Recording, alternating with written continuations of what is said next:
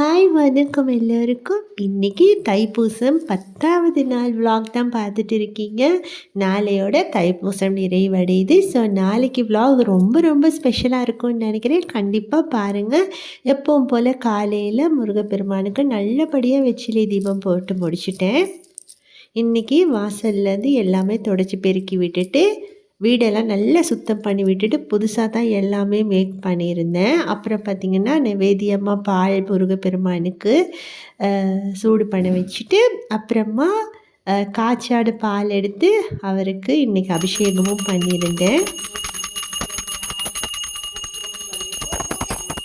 உங்கள் அனைவருடைய வேண்டுதலும் அடுத்த தைப்பூசத்துக்குள்ளேயே முருகப்பெருமான் நடத்தி வச்சிருவாங்க.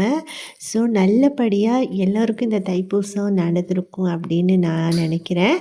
எனக்கும் நல்லபடியாக விரதம் முடிஞ்சது. நாளைக்கு கடைசி ஒரு நாள் இருக்குது. அதுவும் நல்லபடியாக பூஜை முடியணும் அப்படின்றத ஆசை.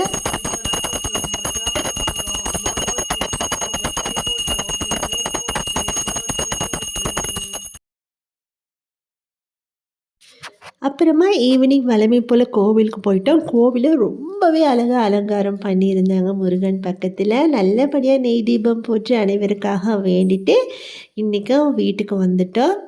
அப்புறமா என்னோடய சேனல் பிடிச்சிருந்தா கண்டிப்பாக சப்ஸ்கிரைப் பண்ணி சப்போர்ட் பண்ணுங்கள். நாளைக்கு இன்னொரு ப்ளாகில் பார்க்கலாம். பாய்.